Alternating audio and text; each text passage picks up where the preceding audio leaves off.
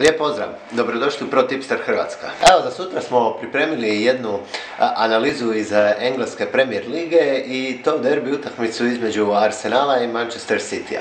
Ove dvije momčadi susreću se po drugi put u samo par dana jer za vikend su igrale u finalu engleskog Liga kupa, a tada je Manchester City bio vrlo uvjerljiv i razbio je sa 3:0 na Wembleyu topnike.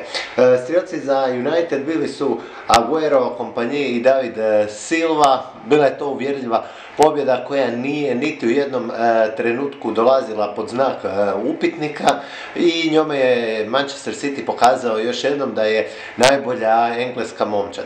Međutim, danas je Arsenal doma na svom terenu i pokušat će se revanširati za taj poraz. Utakmica daleko više znači domaćinu koji je trenutno na 6. mjestu i pokušat će do kraja sezone uloviti Ligu prvaka, iako će do toga to biti jako teško jer već zaostaje 10 bodova za četvrto plasiranim Tottenhamom, a ispred njega je i Chelsea koji ima 8 bodova više. S druge strane, Manchester City je ove sezone nedodirljiv u Engleskoj. U 27 kola ostvarili su čak 23 pobjede, samo 3 remija i jedan jedini poraz. Imaju 13 bodova više od drugoplasiranog Uniteda i oni su praktički naslov prvaka već osigurali. Za goste možemo još napomenuti da su ne tako davno, prije 2 kola, doživjeli svoj prvi ovosezonski poraz. Bilo je to kod Liverpoola od kojeg su izgubili 4-3, ali nakon toga su bili uvjerljivi protiv Watforda u prvenstvu, dobili su Basel isto tako uvjerljivo u Ligi prvaka, a već sam spomenuo i ovu pobjedu u Liga kupu protiv Arsenala. A s druge strane, Arsenal igra u jako čudnoj formi. U prošlog četvrtka su u Europskoj ligi uspjeli doma izgubiti od slabašnog švedskog Ostersunda sa 2:1. Imali su sreće što su prije toga slavili u Švedskoj pa su prošli dalje. Spomenuo sam ovaj uvjerljiv poraz protiv Tottenhama, a ne tako davno, znači u zadnjem njihovom prvenstvenom kolu i u velikom derbiju pregazio ih je Tottenham sa 3:0. Statistika kaže da je Arsenal dobar domaćin, ima 10 pobjeda, 2 remija i 1 poraz, ali imajmo na umu da identičnu statistiku na gostovanjima ima i Manchester City, pa taj domaći teren danas ne bi trebao biti neka odlučujuća prednost.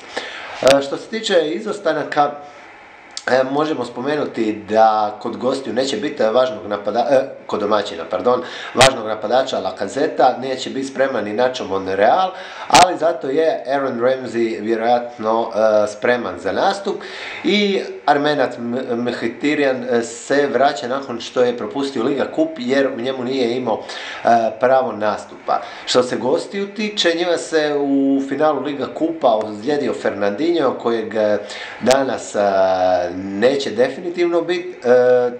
To finale propustio je Raheem Sterling, koji je još uvijek pod znakom upitnika, a ponovo nema ni Benjamina Mendija.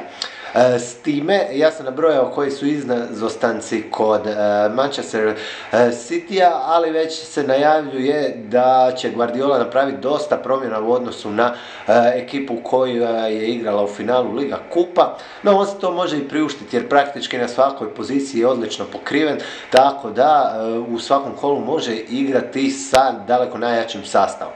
Upravo zato meni je danas Manchester City favorit. Znam da njemu puno manje znači ta utakmica, ali Guardiola je trener koji ne posustaje. Njegova ekipa stalno igra na visokoj razini, oni nastavljaju pobjeđivati bez obzira koliko su im važne ili nevažne utakmice. Koeficijenti na gostujuću pobjedu su 1,7, to je nekako u skladu s očekivanjima. Ne mogu reći da ta oklada ima neku veliku vrijednost, ali teško vidim da Arsenal tu može do uspjeha. Mislim, 4,5 je skoro koeficijent na njegovu pobjedu, pa ako što se želi kockati i čekati Cityjev kiks može probati, ja definitivno neću. Možda ću u nekakvom kombu pokušati pobjedu gostiju, ali definitivno to mi je najbolja moguća oklada, iako, kažem, nema mi baš neku vrijednost jer je to realan koeficijent pa da bih igrao single. Iznenađujuće, što se tiče golova, linija golova je postavljena na ogromnih 3,5 gola. Ja definitivno nikad ili jako rijetko igram tako velike linije overe. Mislim, ja vjerujem da će tu biti golova, ali opet 3,5 je jako visoka linija gdje mora pas 4 gola da bi Oklada bila dobitna. Na to je koeficijent 2,16, što je sasvim solidno i možda se isplati pokušati, ali kažem, ja ću to nekako rađe izbijeći jer mislim, ipak mi trebaju 4 gola za prolazak Oklade. Evo, nisam vam baš možda pomogao puno nekim tipovima, ali sam izanalizirao utakmicu, pa možda iz svega ovoga i vi dođete do nekog zaključka koji bi vam mogao odgovarati i dođete do dobre Oklade. Želim vam svima sreću i pozivam vas da nas i dalje pratite na Fejsu, na Twitteru i naravno na YouTubeu gdje se pretplatite na naš kanal. Ako vam se ovaj video sviđao, ja vas lijepo molim da ga i šerate dalje, tako da proširimo bazu naših korisnika. Lijep pozdrav svima!